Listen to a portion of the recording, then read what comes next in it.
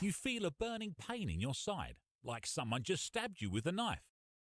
It turns out that apparently someone did just stab you with a knife. It seems that you're a piece of bread. You're completely fine with this. But just then, a thought hits you.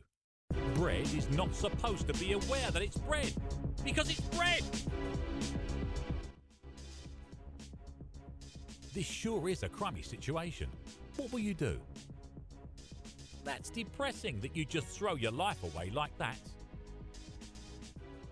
Nonetheless, the person that has taken you away from your loving loaf picks you up and carries you to the toaster.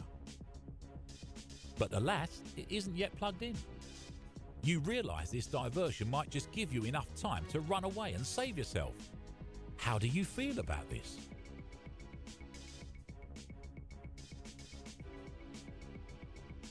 Your final thought, as the person takes their time plugging in the toaster, is of the worst possible pun in existence. That you're toast. Life slowly fades from the eyes that you don't have, because you're bread, as you're burned inside this eternal pastry hell.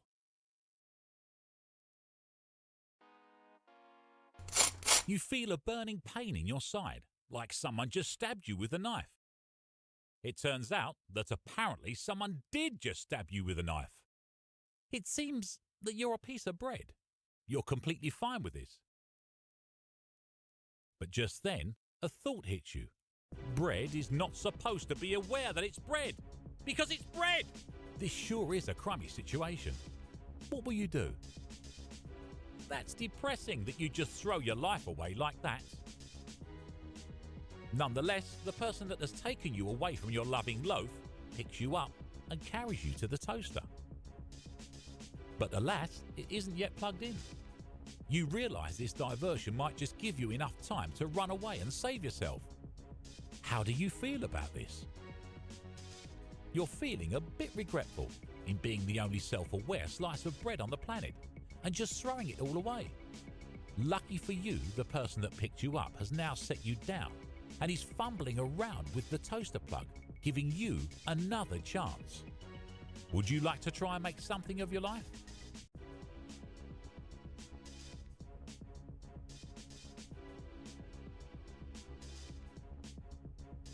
You just can't bear it.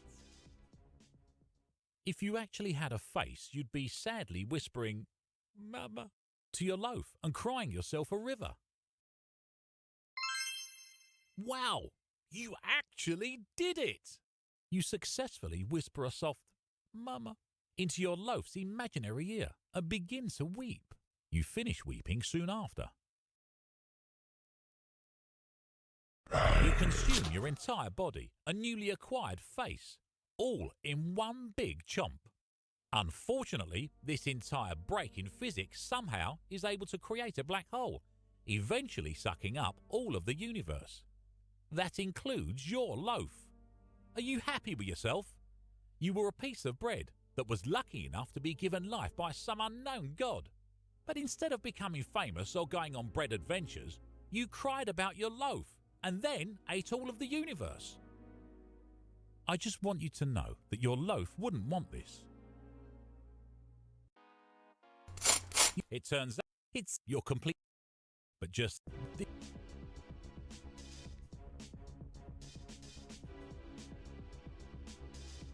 you just can't bear it. If you actually had a wow, you actually did it! You successfully whisper a soft, "Mama," into your loaf's imaginary ear and begin to weep. You finish weeping soon after.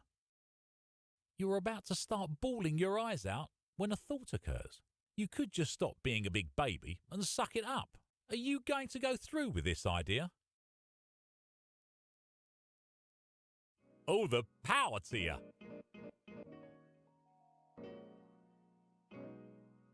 You end up becoming a respectable citizen in society, moving in with a suitable human partner, getting a rescue pit bull named Rousey, and landing a job at a plumbing company. Sure, those stupid skater kids always call you Mario, but are they eating out at fancy restaurants once every week? Possibly, but that means absolutely nothing to you, as you went from a piece of bread to a wonderful spouse and a successful plumber. And that's all that matters. You feel it turns you're but just then, what will you? You go. Independence for bread must and will be established, and it all starts with you. Starting off your grand escape with a poorly executed backflip, you make it onto level ground. Carefully choosing to hop to the left in hopes of escaping, you find yourself facing an open door. You feel small compared to the large opening in the wall that leads to your freedom, but at the same time excited by all the new opportunities you now have. With a few more hops, you make it to the outside world. Where will you go first? Suit yourself.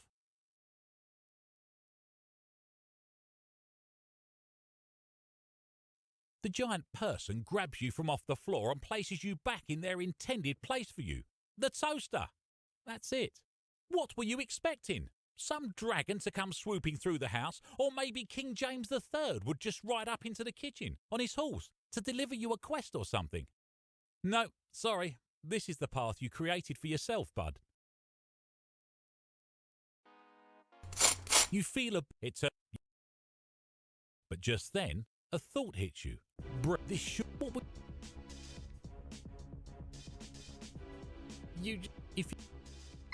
Wow. You could just stop. Are you going to go? If that's how you feel about it. And so you cry. You cry, and you cry, and you cry, and you cry. And then you stop crying for a few seconds to catch your breath. And then you cry some more. You cry so much that you end up flooding the house that you're currently inside of. At least, that's where it starts. Completely ignoring the fact that the house is flooded, you continue to cry until eventually all of Earth has flooded. I'm sorry to say that due to you being such a pussy, you've flooded the entire planet with your tears. There are no survivors. Also, you're soggy.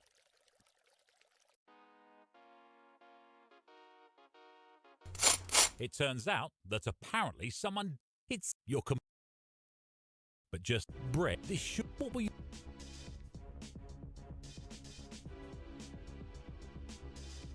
If you act. What you said? You feel. You were about to start. You could. Are you? Oh, the power to you. You end up possible.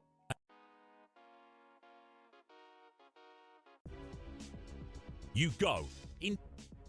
Starting off your.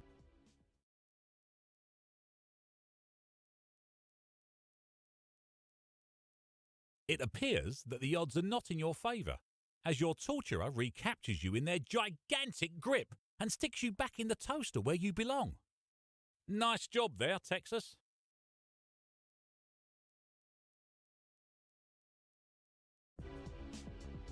You got. Start.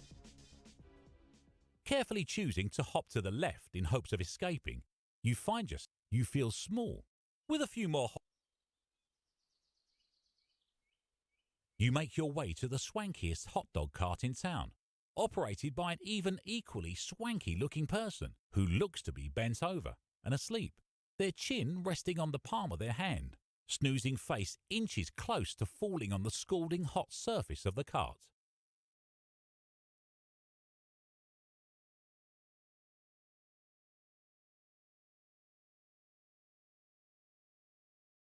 She automatically stands up straight, her eyes wide open and a confused expression to match. She quickly realizes the situation she was in and that you just saved her from a hell of a medical bill. She picks you up and holds you in the air. Certainly not unlike how that monkey picked up Simba in The Lion King.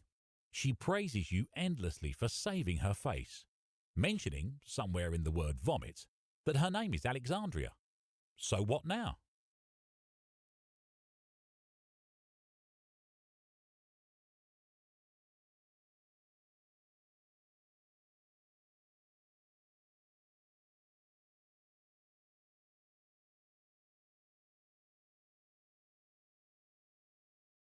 you get to know Alexandria better and eventually ask her to go on a date, to which she replies, yes.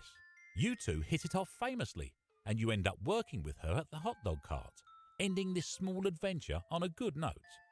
Give yourself a pat on the back, my friend. You've earned it.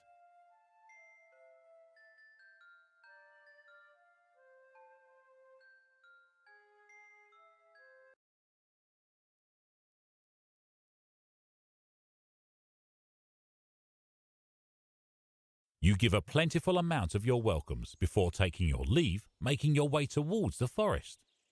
The wide range of trees intrigues you, and you conclude that you could make your home there.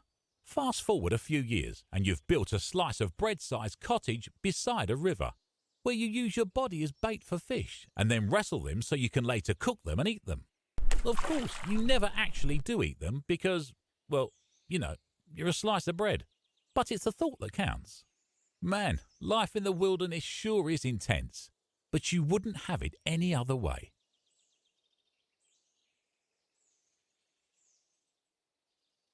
You give a plentiful amount of your welcomes before taking. Unfortunately, years later, one of these bowling trips ended in you messing up a throw. It's shooting up into the air and landing on you, crushing you to death instantly. But at least you died doing something you love with one of your best friends, right?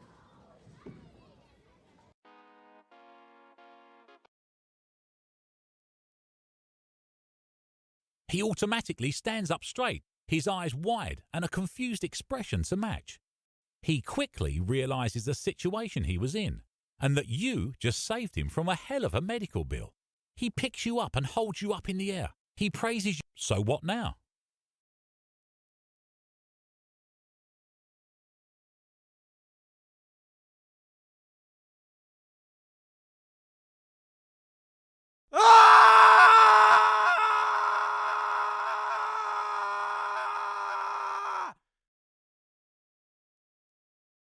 They automatically stand up straight, their eyes wide and a confused expression to match.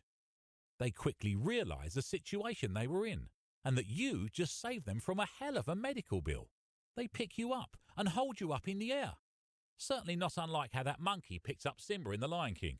They praise you endlessly for saving their face. So what now?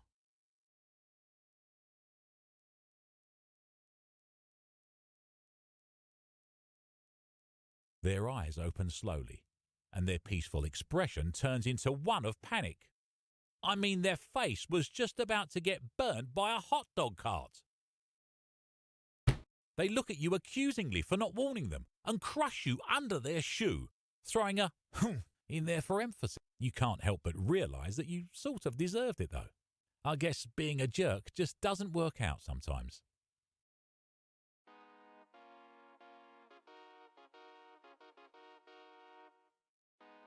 You feel it, but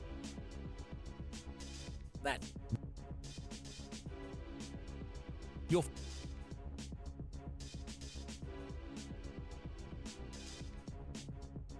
you just